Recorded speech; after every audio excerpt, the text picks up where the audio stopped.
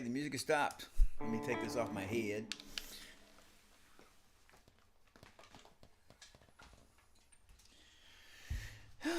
Okay, guys. This is Mark Black. Welcome to This is Mark Teaches Music, and I'm still in Mark Black, uh, playing or welcoming. And this is my channel, Mark Teaches Music, and I want you to have fun and be awesome. I want you to have do and learn all the things you want to learn. And this is our we have two live streams. One on Tuesday night at 7:45. That's about improvising and us learning how to improvise better.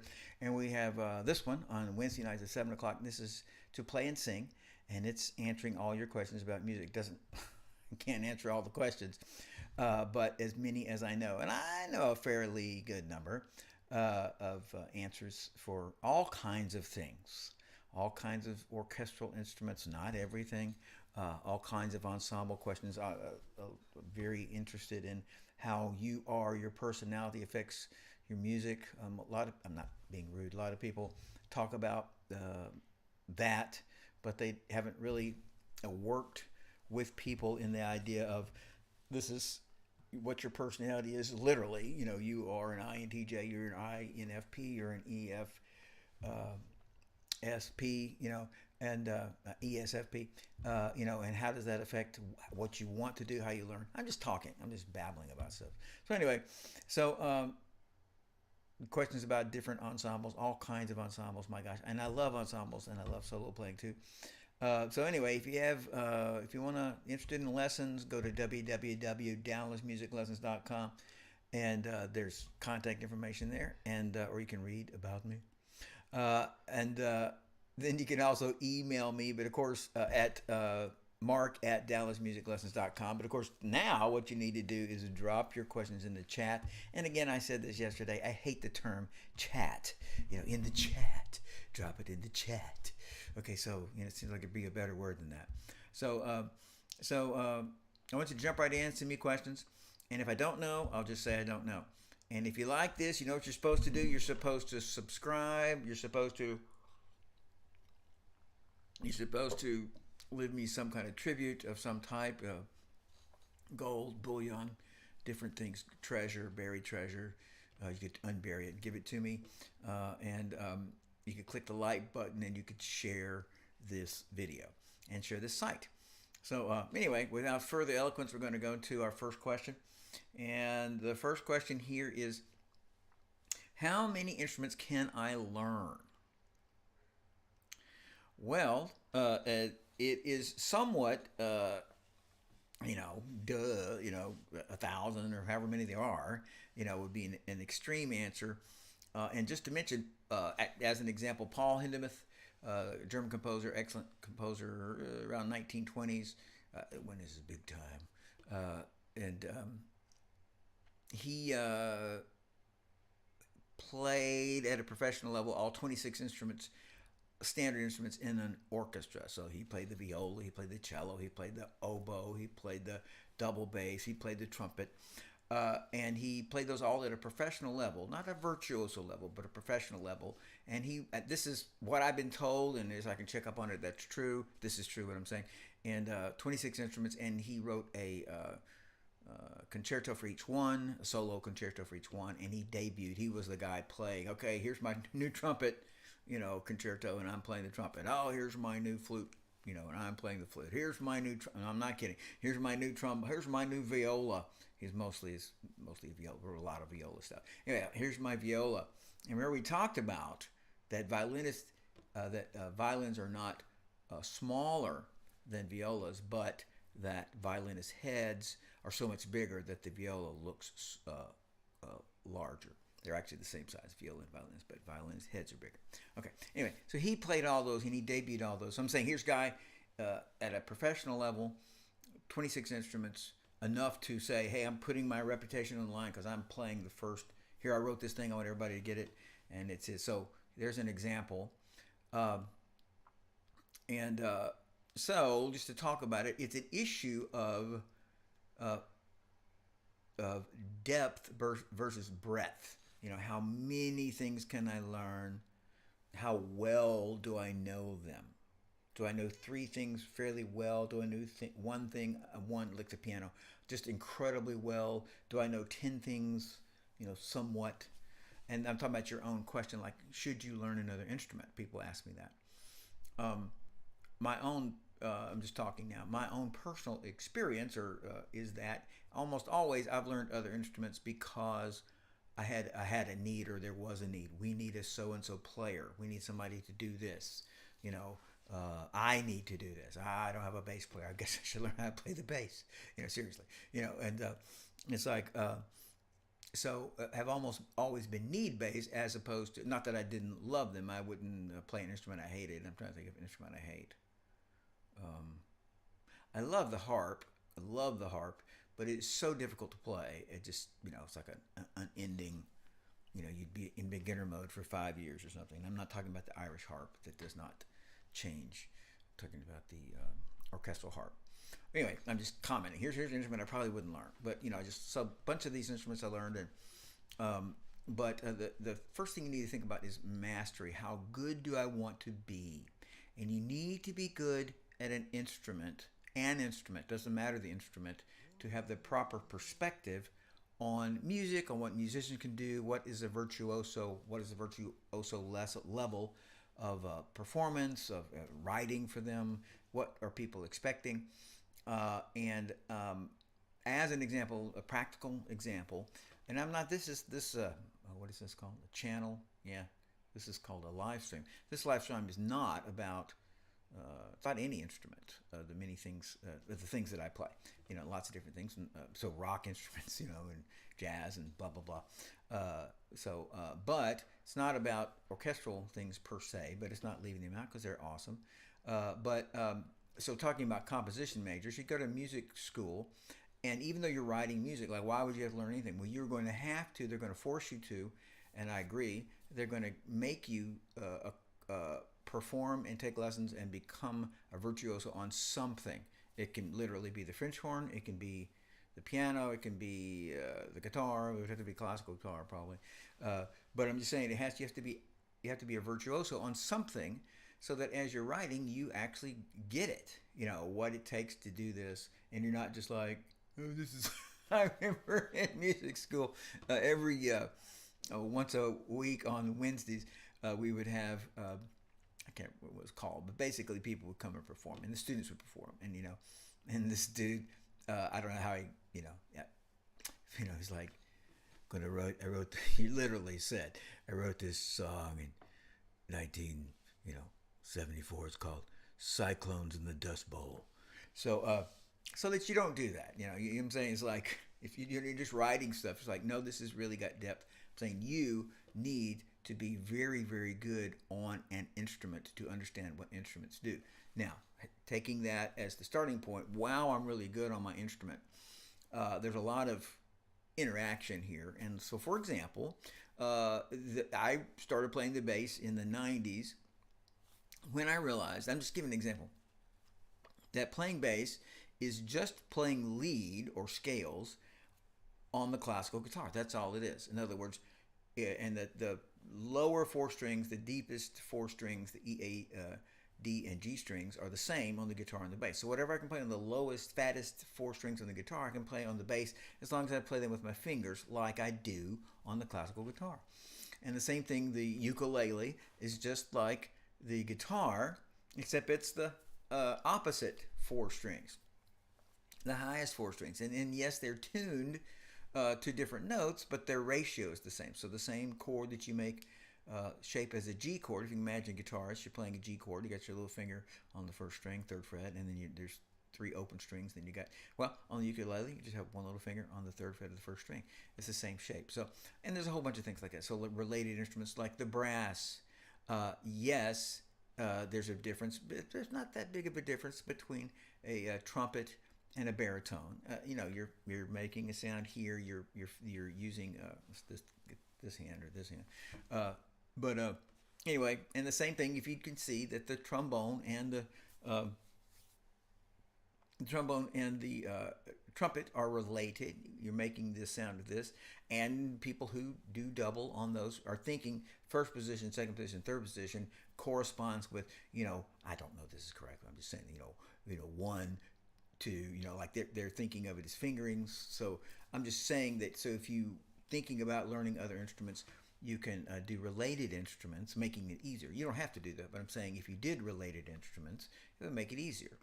There's always tricks in there. I don't mean tricks to help you. I mean tricks to mess you up. There's tricks to help you. But like for the mandolin, yeah, man, it's got a fretboard. It just so happens, though, that the strings are tuned like the violin. It's not the same as the guitar. So it's always kind of surprising when you go to this next string and it wasn't the note you're expecting. But the idea of learning similar things, families, like the voice and the other voice. No, I'm kidding. That's a joke. So the woodwinds, for example, if you really know any woodwind, and the exception might be the bassoon. There's a trick on the clarinet, things that make it hard to do. But those things, you can learn them if you like, because they're related instruments. Yes, you can skip all around, but then, and of course, you as a musician, every instrument that you know, you're so much helped because you don't have to learn how to read again. You don't have to learn how to count. Let's say you're a rock musician, don't read. You don't have to learn how to count. You have the concept of measures. You can hear that this chord lasts 2 beats and this one lasts 2. You can hear those things, as opposed to when you were a newbie and you knew nothing and everything was like new. Oh, goodness gracious, I have to move my hand up and down and that, So anyway, definitely you need to know one instrument well before you go to others. And then you need to think about how broad do I want to be? And I know for a fact, or think for a fact, that if I had hit the piano first, which is in one sense we could say the is an orchestra, the piano itself. It can really, it's the most versatile instrument in the sense that it can do anything. It can sound close to an orchestra. It can sound close to a finger-picked guitar. It can sound, one voice or 10 voices. And I'm not that good on the piano. I'm pretty good, but things I do well, things I don't. Anyway, I'm just saying. For example, if I had been 10 and taken piano lessons and kind of hit, some age, let's say 15, and it's like I was getting pretty good and was looking at all these worlds, and I could just take this piano everywhere. I may not have played anything but the piano, but as it was, it's like, well, that is really cool. How does he do that? On that instrument. Oh, I love that sound. Like the mandolin, it's got this unique. It's acoustic, yes, but it's sort of melancholy. Same thing for the harmonica. Oh my goodness, it sounds so intimate, and so anyway. But you do need to think that as you add the number of things, the depth that you can achieve is shrinking. And it's not unless you practice 10 hours a day. If you practice 10 hours a day, it's still like, I got 10 instruments. Now it's only an hour a day, which isn't that impressive amongst professional musicians. I'm not telling you not to do that. I'm just talking about it. So think about the depth, the breadth, and you need to master an instrument, and that'll help you a lot. Okay, let's see. The second question is, which styles, positions in a band or an ensemble. Okay, which styles or positions require the most performance talent? Okay, and here we're talking about showmanship. Like me right now, just gesticulating and like, trying to look cool, and do stuff to be cool. So anything with a visual element, anything that's got, we're looking at that dude or that girl, has first off, it has, because it's a visual element, it has a performance element. You can't look like like you're asleep, and you're playing the world's greatest. Talk about Hindemith. You can't be playing his violin and like, this is the most incredible thing in the world, and you're like, oh my gosh, it's so stupid. Your face is saying that. So I'm saying anything that's got a visual element, you've got to incorporate performance into it. That is, I just mean by that, I mean that you could sound like crap, but you look amazing. So the performance part, as far as I'm with performance, at this time I'm using a specialized definition, by which I do mean the visual elements. of a piece.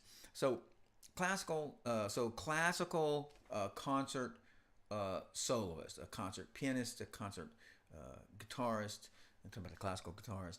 Um, the you know, Garth Brooks, uh, Taylor Swift, your favorite, Jean Baptiste. These are people that, if you think about them, and of course, Jean Baptiste is much the better musician of those. But do you think about? But let's pick somebody like Katy Perry. Um, I haven't listened to enough Billie Eilish. I think that's her name. I've listened to two songs. She sounded really good. She had black stuff coming out her eyes. You know. So I don't know. I haven't seen enough. My impression is like Taylor, like Katie, but she may be an amazing, phenomenal vocalist. I know, like Jessie J is an incredible vocalist. But if you watched her, not necessarily listening to her, you'd be like, wow, that chick can really be exciting in her performance. And so I'm saying Taylor, Billy, these people, Garth Brooks, it's like we don't really we don't really know if they're really good because they're so amazing in what they look like and what they're doing, and they're pointing at the audience, they're busting their guitar, you know, with another guitar player, and they're dancing and doing all these moves. And I don't mean that negatively. I mean, it's super cool, but you have to think of that as a separate. And here's my screen, right? As a separate. So here's the music, the sound, you know, the sound, and then here's the. I got my hand over there. And then here is the visual, the performance. So anybody who's up front, and I'm saying this because one of the reasons is your personality. You know, like you have to commit. You do not have to be an extroverted person to perform well. What is his name? Silk Sonic. What's that guy's name? You know, but Buddy Hackett? No, I don't think it's it. Well, anyway, the lead singer in Silk Sonic, he's actually he's learned. He's very much a showman, but he's learned to do that, and many other people have learned to do that, and you can learn to do that. But I'm just commenting. So you know, if you're just like, I am not going to perform, I am not going to be showy, there's nothing you can do to make me do that, you might want to stay away from positions like the lead guitarist, like the lead singer in a group, in a rock group, in a country group. So most lead instruments, it helps a lot that they're showing. Yes, my favorite guys, like, you know, Eric Clapton, he's very good. He's not one of my favorite. Not that he's not. He's good enough to be a favorite. You know, I'm just a little 2-3 steps closer to jazz. So, you know, I would say, you know, Larry Carlton. Not anyway. You know, like when he's with Steely Dan and so some of these guys are just incredible. They're just like, you know, they have to have their neck water cooled because they're playing so fast. But you look at them, they're just going like, you know, like that. And then there's different instruments, like let's say trumpet, and even now. But anyway, I'm just saying there's just instruments that they don't lend themselves to being excessively expressive. Now, different, you know, Dizzy Gillespie or whatever, people have done things to amplify to get everything they can out of that in terms of expressiveness. But they don't particularly lend themselves to it. You know, you have an instrument in your face, you know. But I would say half of those, any of those lead guys who are doing that, who are successful, are performing. Most drummers, not all drummers, a lot of jazz drummers are drumming like this. They're all like, it's not that they're not interested, it's just like they're competent, they're skilled, like, man, I'm just, you know. And then the other ones are like Buddy Rich, I'm a crazy person, you know, on the drums.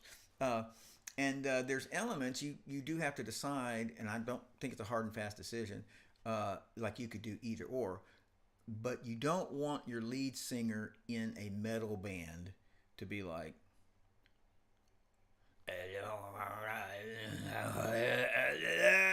I'm telling you know, he's singing and it's all like, sounds great, but he just looks like He doesn't care, and you don't want your lead guitarist in most bands to look like that. You don't want, you know, various instruments. You would like that person to be very expressive. So, and believe it or not, I'm including in that expressiveness a lot of singer songwriters. Now, the only way to there's not just one way to be expressive. To be very performance oriented. So you can be performance oriented by going, like you're like this and you're singing and you're playing your piano and you're like, oh, I'm saying this is expressive. You can learn to do that. It's not just set up for the one guy, who's the loudest person in his, 11th grade, theater class. It's like you can learn to do that, and you can learn to do it a lot, or you can learn to do it just enough so that people go, that guy's really into his music. That girl is really into that. She thinks it's great, and that makes you, the watcher. If you think about what's on your phone, most of what's on your phone is stuff that is really exciting. And again, the exciting may be this. The girl singing, she's singing like this, and it's like,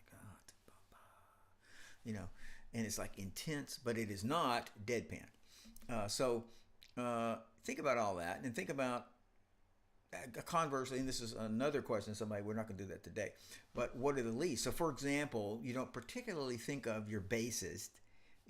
It's like, well, he's dancing all around the stage and jumping around. Forget Victor Wooten. I mean, he's a great player, but I'm just saying, we're not talking about, yes, those are exceptions, though. You think of a bass player. I just conversely, as a contrast, you think about your bass player as back there really doing amazing, but he's just laying it down, and we kind of like, hey, that's the bass player, and not necessarily noticing. And if you want to see a classical player be really emotional, go look up a Lang Lang in classical piano and watch him perform things. It's hilarious, and and with all performance, we're trying to be exciting, trying to be dramatic. We can all performance music, any of the performing arts is about creating a world. We're creating a world. I'm happy. I'm sad. I'm into it. We create this world, and just like a movie, the movie's going along, and they're trying to convince you, oh, that's so true. And your song, you're trying to convince, I'm so true. And then in that movie, they do something and they overstep it. They use the phrase jumping the shark. They overdo it, and you go like, what? I saw him get killed, 15 minutes ago. What's he doing out here? And so it's like you're trying to do. You can overdo the performance. You can overdo the emotion to where you just kind of go like, does he really have to do that? Or did he, isn't that overdoing it? So, I'm just talking about Lang Lang. I think maybe he overdoes it. Anyway, so any position that has a visual element requires some performance skills. And some of them do not, there aren't as big a visual element. We don't see that person. Just as an example, we're not really keyed in on, the third third chair of the second violinist position in an orchestra. Like, what's he doing? We're not watching the rhythm player in a rock band or as much, as the lead player. Okay, so there's things to think about. Okay, let's see. The next question is Bruno Mars. Thank you so much, Bruno Mars. Okay, so here's the next question. Okay, how many female vocalists does it take to screw in a light bulb? This is a great performance question. How many female vocalists does it take to screw in a light bulb? Anybody want to guess? I'm going to look over here. How many? How many female vocalists does it take to screw in a light bulb? Well, the answer is 4. It takes 4 female vocalists to screw in a light bulb. It takes 1 to change it, and 3 to pull the chair out from under her. How many female vocalists does it take to screw in a light bulb? 4, 1 to change the light bulb, and 3 to pull the chair out from under her. Okay, so again, you have to know something about mostly classical vocalists. Okay, let's look at this next. Oh, this is the last question. Look at the time. Oh, well. Here's the last question. What does it mean to groove? This is a wonderful question. And then that related is how how does what I do in playing with a group, how does what I do in playing with a group help or hurt being able to groove? Okay, so there's the question. So a groove is creating a or holding a persuasive, encompassing projection of the next beat. So if I do this,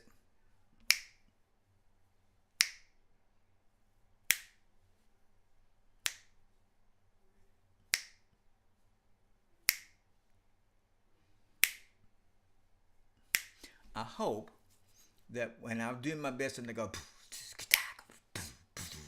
trying to not put these little pieces in that make it, that help with the groove. I'm trying to just say that click is hopefully exactly in the same place every time. And if we keep that up, the ear starts going, the ear starts anticipating that beat. So when we can anticipate the beat and it is there where we anticipated it, the band members, the listeners, all are going just like this. And so it doesn't matter the piece. So they can be going. That's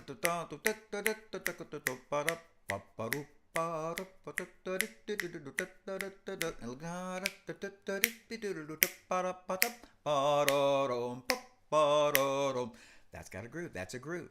That is a beat that is projected, pushing out there, and it's pulling, encompassing people and pulling them into, I know where that next beat is. So that helps so many things if you play with the groove. Now let's talk about something that people don't really think about very much. It helps you play faster.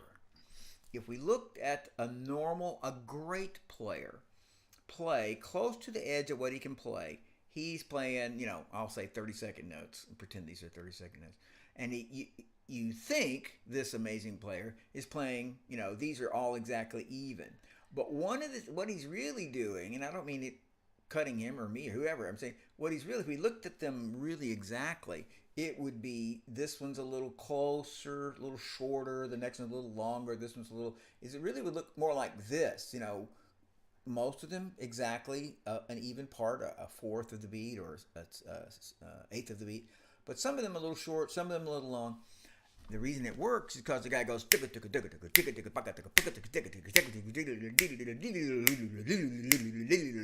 So he's able to aim for that beat, and he hits that beat.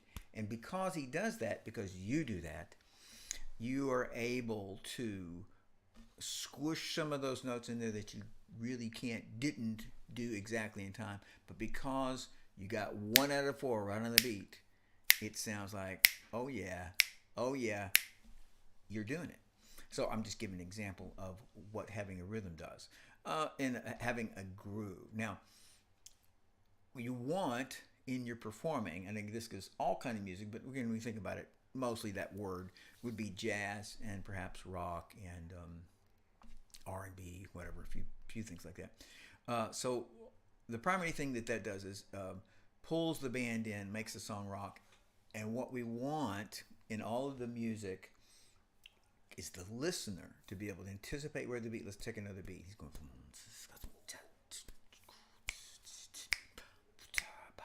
I'm just having a little different beat. So we want that listener. He's listening, and it's like he doesn't know it, she doesn't know it, but that beat is right there.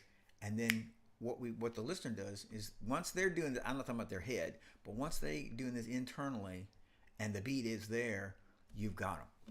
It's like they're moving their body, or their body's agreeing with the beat. And when you do that, that song is now grooving, and you are grooving, and that is making the audience, and the bass person is maybe not exclusively. So people are going to say, "Listen, I like all kinds of music. Not all the kinds. I like many types of music." So I'll be talking about a bluegrass and say we need a groove here. When so somebody can reject your music that's got a groove and say, I just can't stand this music, I don't care that it has a groove or not. But so here's your favorite music, and here's music you hate, and here's all this other music that you could really like. If that music has got a groove, you could be like, I just can't stand jazz, and yet that thing's got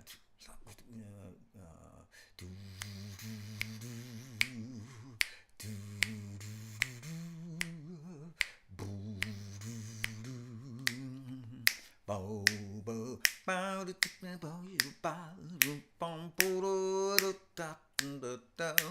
about that long in there, you start thinking, dude, I don't care what this is.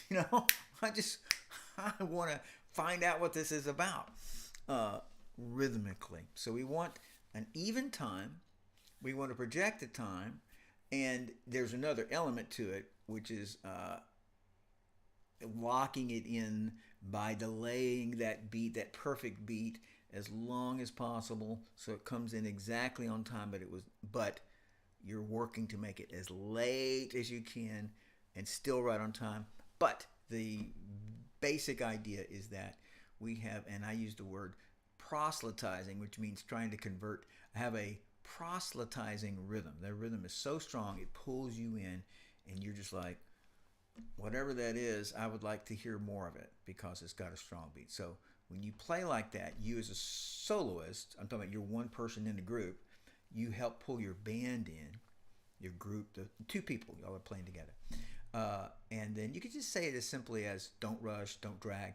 However, we want a little stronger than that. We want it to be like I said, proselytizing. It's like you're walking by a coffee shop and you hear these guys and they're going, hold on, goes understand.